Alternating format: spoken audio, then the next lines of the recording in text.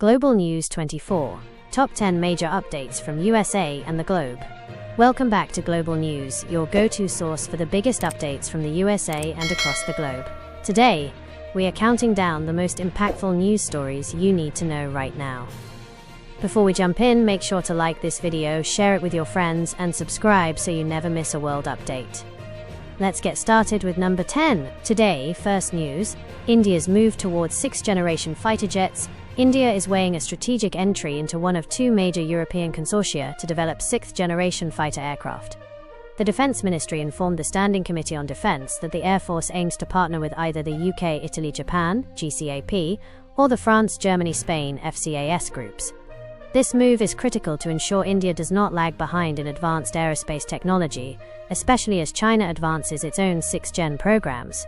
Both platforms feature revolutionary capabilities like AI-driven cockpits, manned-unmanned teaming with loyal wingman drones, and directed energy weapons.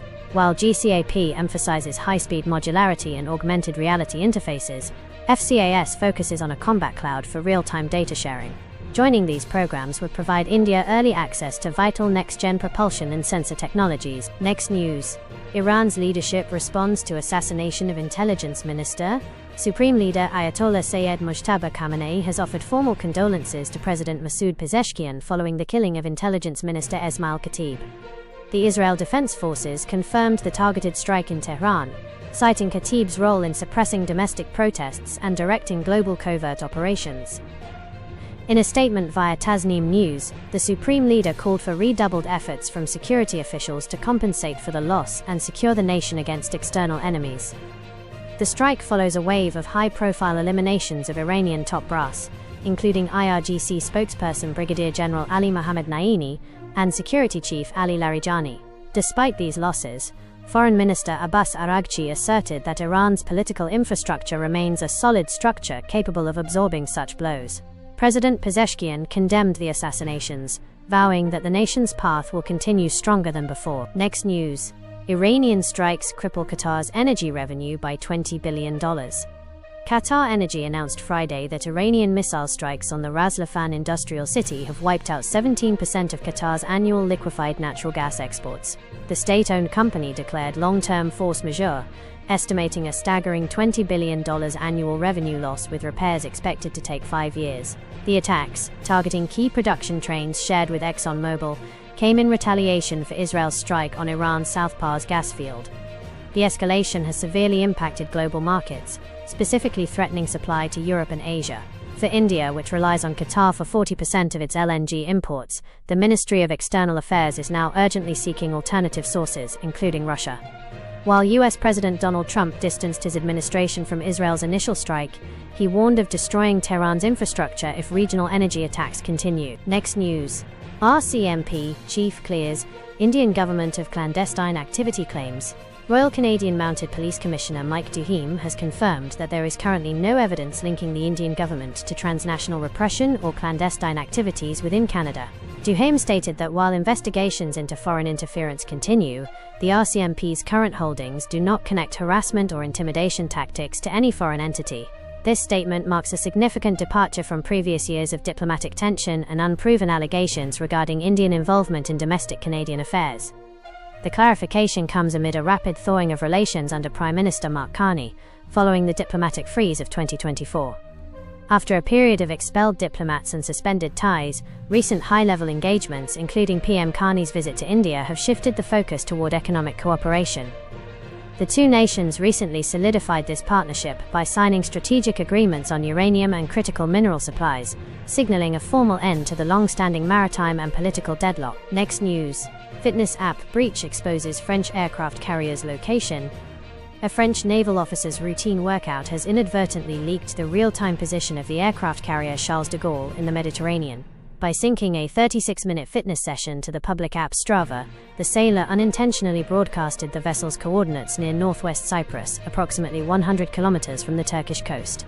The French General Staff acknowledged the security lapse, confirming that immediate measures are being taken to enforce digital security rules following the exposure of the carrier and its accompanying fleet. Despite US President Donald Trump's appeals for allies to secure the Strait of Hormuz amid rising tensions with Iran, French President Emmanuel Macron remains non-committal.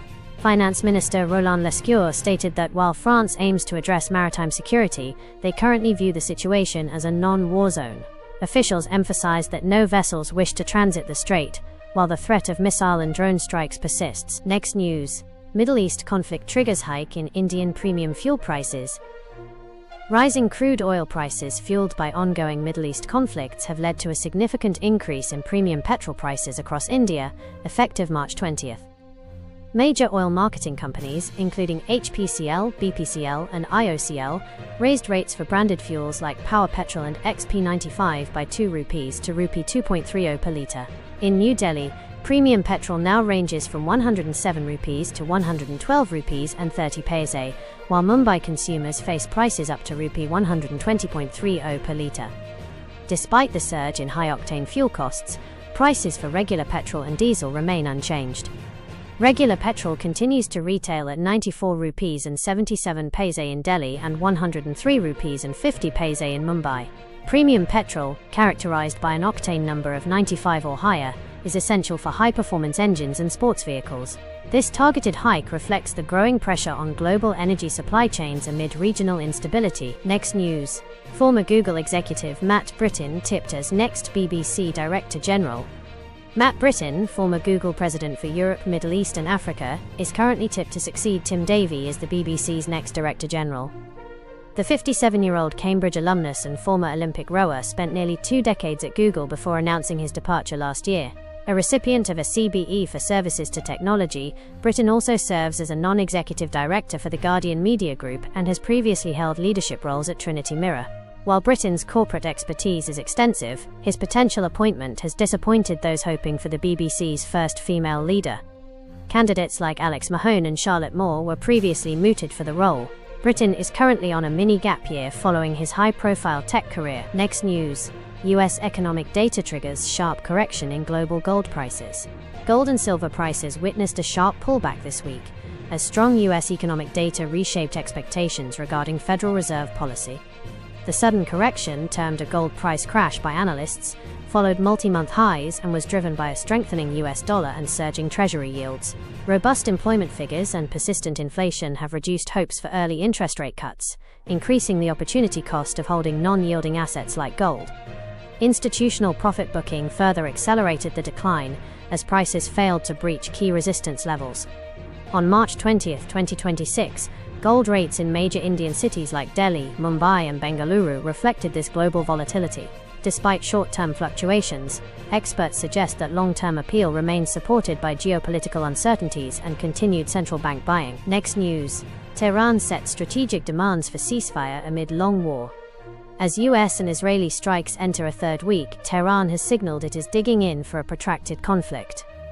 Iranian Parliament Speaker Mohammad Bagher Ghalibaf rejected temporary truces, demanding legally binding guarantees against future attacks and meaningful sanctions relief. The Revolutionary Guard, IRGC, has pivoted to asymmetric warfare, utilizing deep underground sites to sustain missile and drone campaigns despite heavy bombardment. A primary point of leverage remains the Strait of Hormuz, where Iranian operations have rattled global energy markets and sent insurance premiums soaring. Analysts suggest Tehran aims to inflict sufficient economic pain to force a permanent end to military pressure, refusing to settle for any ceasefire that allows conflict to resume in the near future. Next news. Zomato narrows gap with Swiggy as platform fees surge. Zomato has increased its platform fee to 14 rupees and 90 paise per order, nearly matching rival Swiggy's 15 rupees charge. This move marks a significant climb from the initial 2 rupees fee introduced in 2023, aimed at boosting revenue across its 2.5 million daily orders. While Zomato reported a Q3 FY26 profit of 102 crore rupees, with its quick commerce and hyperpure segments turning EBITDA positive, Swiggy continues to navigate substantial losses due to aggressive infrastructure investments. The fee hike is a strategic response to rising operational costs in the competitive quick commerce sector.